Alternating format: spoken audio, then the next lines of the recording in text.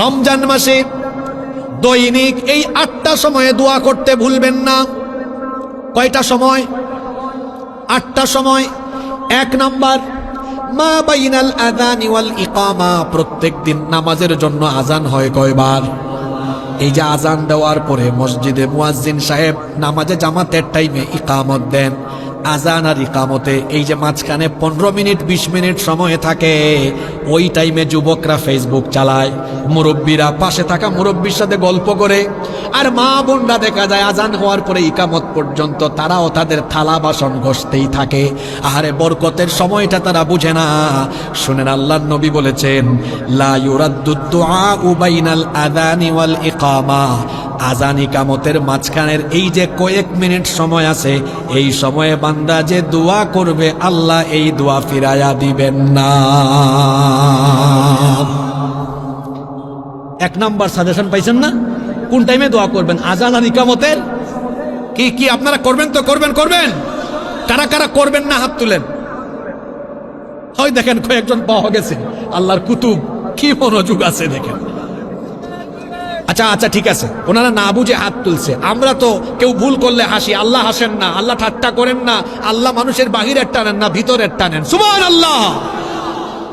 উনি না বুঝে তুলছেন, অসুবিধা নাই, আল্লাহ মাফ করে দিবেন ইনশাআল্লাহ। তাহলে রমজান মাসে 8টা সময় দোয়া করতে ভুলে যাবেন না। 1 নাম্বার হলো কোন সময়? আজান একামতের মাঝখানের সময় দোয়া করলে এই দোয়া কবুল করবেন কে? মা বোনরা কি শুনতেছে নাকি? 2 নাম্বার, দুবুরা কুল্লি সালাতিম মাকতুবাহ, প্রত্যেক 5 ওয়াক্ত নামাজ যখন আদায় করবেন, নামাজের সময় আল্লাহর কাছে দোয়া করবেন। নামাজের সময় আল্লাহর কাছে দোয়া করবেন, কারণ এই টাইমে আপনি আল্লাহর ইবাদত করছেন, সাজদা দিচ্ছেন, আল্লাহ তাআলাকে খুশি করছেন। এই সময় দোয়া করলে দোয়া কবুল করবেন কে? 3 নাম্বার, নামাজে যখন সাজদায় যাবেন তখন দোয়া করবেন। আমার দেশে বেশিরভাগ মুসল্লি হলো সাজদায় গেলে কিছু কিছু মানুষের নামাজ এত নামাজ না, মনে হয় ফিজিক্যাল এক্সারসাইজ, ঠিক না? এরকম করবেন না। রুকু এবং সাজদার মধ্যে ধীর স্থিরতার সাথে রুকু সাজদা দিবেন। আমি বলছিলাম রমজান মাসে যে 8টা সময় দোয়া কবুল করলে দোয়া আপনার কবুল হবে। 3 নাম্বার, যখন আপনি নামাজে সাজদায় যাবেন তখন আপনি দোয়া করবেন, কারণ আল্লাহর নবী বলেছেন, আকরাবু মা ইয়াকুনুল আবদু মির রাব্বিহি ওয়া হুয়া সাজিদ। আল্লাহর নবী বলেছেন, বান্দা যখন সাজদায় দেয় তখন সে আল্লাহর এত বেশি নিকটবর্তী হয়ে যায়, তখন আল্লাহ আর বান্দার মাঝখানে কোনো পর্দাই থাকে না। এজন্য নবীজি বলেছেন, ফাআকসিরু ফীহি দুআ, এই সাজদার টাইমে দোয়া করো। কিন্তু বাঙালি মুসলমান হলো এমন, সাজদা কত দ্রুত মারবে চিন্তা করে। একটা নিরীহ আমল, দেখেন আমি কি শব্দ চয়ন করলাম, নিরীহ আমল, যে আমলটা কেউই করে না, এই আমলটা আজকে থেকে আপনারা করার চেষ্টা করবেন। আল্লাহর নবী সাজদার মধ্যে একটা দোয়া নিয়মিত পড়তেন, যেটা আমরা অনেকেই জানি না, হয়তো কেউ জানেন। এই দোয়াটা মুখস্থ করবেন, এটা পড়বেন আল্লাহর নবী সাজদার মধ্যে। সুবহান রাব্বিয়াল আলা, এই তাসবিহগুলো তো আপনারা 3 বার জপেন বা আরো বেশিও জপা যায়। এগুলো পড়ার পরে এই দোয়াটা করতে ভুলবেন না। আল্লাহর নবী এই দোয়াটা সাজদায় করতেন। আল্লাহুম্মা গফিরলি যানবি কুল্লাহু দিক্কাহু ওয়া জিল্লাহু ওয়া আউওয়ালাহু ওয়া আখিরাহু ওয়া আলানিয়াতাহু ওয়া সিররাহু। একবার আমার সাথে বলেন, আমি আল্লাহর কাছে দোয়া করছি, আল্লাহ যেন আপনাদের স্মৃতিপটে ধারণ করার ক্ষমতা দেন। বলেন আমিন।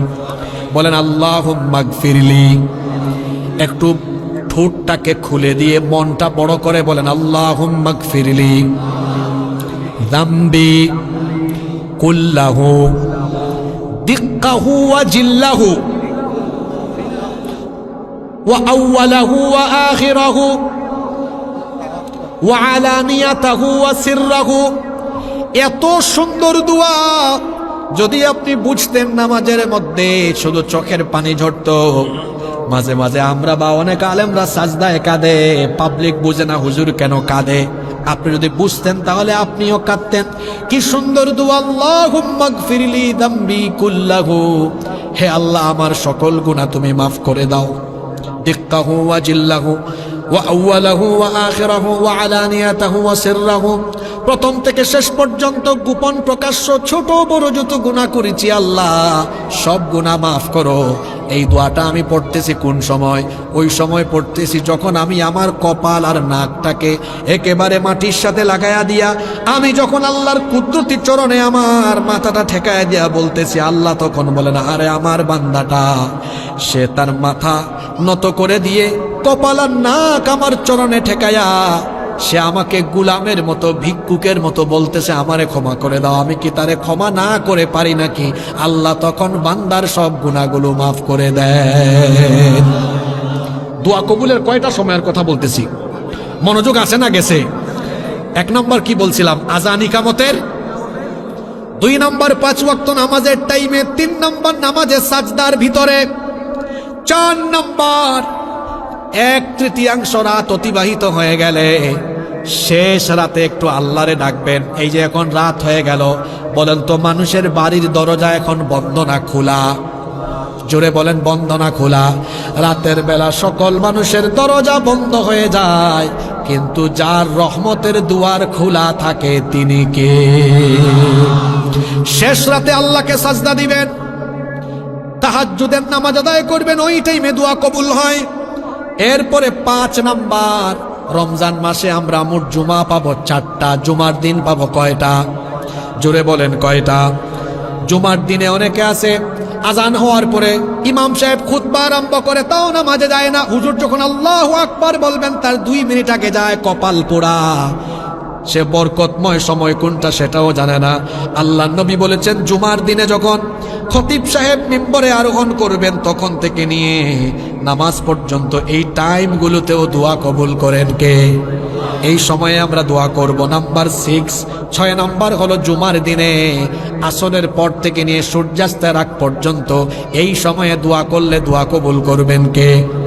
7 নাম্বার, রমজান মাসে আমরা ভোর রাতে আমরা সাহারি খাওয়ার পরে সারাটা দিন রোজা রাখার পরে ইফতারের আগ মুহূর্তে, ইফতারের আগ মুহূর্তে খেজুর, পানি, শরবত, ছোলা, পেঁয়াজু, বেগুন, নানা রকমের মিষ্টান্ন, হরেক রকমের ইফতার সামনে নিয়ে বসা। আল্লাহর বান্দা সারাদিন খাইল না, ঠোঁট মুখ শুকিয়ে গিয়েছে, পিপাসার্ত, ক্লান্ত, শ্রান্ত, পরিশ্রান্ত, ক্ষুধার্ত, সামনে খাবার আছে কিন্তু খাবারটা খায় না কার ভয়ে? আসতে বলবেন না, জুড়ে বলেন কার ভয়ে? ইফতারটা সামনে নিয়ে অনেকে, যুবকদের কথা আমি বলি, যুবকরা ফেসবুক চালায়, একটু মেসেঞ্জারে চেক করে কেউ টেক্সট করলো কিনা, একটু হোয়াটসঅ্যাপে যায়, কেউ বা আবার প্রথম রমজানের কথা বলে দিয়ে যায়, কেউ বা আবার প্রথম রমজানের ইফতার সামনে নিয়ে বলবে আলহামদুলিল্লাহ প্রথম ইফতারের সেলফি। কি বলেন, আছে না? আমার দেশে কিছু আলহামদুলিল্লাহ পার্টি আছে, দেখবেন ওই যে তারাবি আসতেছে, প্রথম তারাবিতে মসজিদের সামনে গিয়ে ছবি তুলবে, আলহামদুলিল্লাহ প্রথম তারাবিতে হাজির। নামাজ পড়ে আরেকটা সেলফি নিবে, আলহামদুলিল্লাহ প্রথম তারাবি ডান। ডান কি হয়েছে? ডান, যুবকদের ভাষা এগুলা। তারপর সাহারি সামনে নিয়ে আলহামদুলিল্লাহ প্রথম সাহারি ডান। তারপরে সারাদিন না খায়া ক্ষুধার্ত অবস্থায় এই ক্লান্ত শরীর নিয়ে রমজান মাসে দেখা যায় ইফতারের আগ মুহূর্তে মোবাইল নিয়ে রেডি, ইফতারটা খাই আলহামদুলিল্লাহ প্রথম ইফতার ডান। বুঝে না কোন সময় দোয়া কবুল হয়। এই যে বান্দা সারাটা দিন রোজা রাখলো, ইফতার সামনে আছে, ইফতার খায় না, বান্দা ভয় করছে কারে? আরো জোরে বলেন কারে?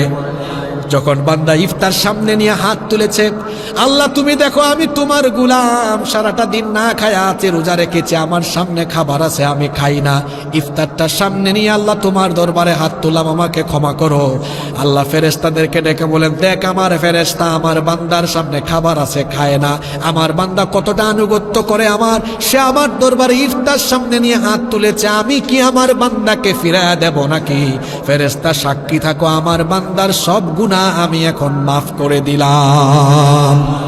তাহলে রমজান মাসে আমরা রোজা পাবো 29 বা 30টা। বলেন তো কোনো একটা ইফতারের আগে কি আমাদের দোয়া মিস হবে নাকি?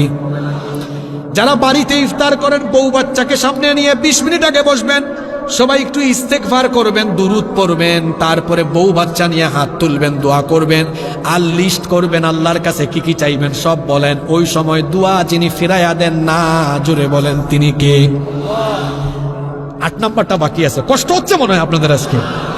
8 নাম্বার হলো লাইলাতুল কদর। এই রাতের দোয়াও আল্লাহ ফিরায় দেন না। আল্লাহর নবী এই রাতে একটা দোয়া করতেন। কদরের রাতে তো আপনাদের এলাকায় আমি আসবো না, দেখাও হবে না, আগে থেকে আমলটা শিখায়া যাই।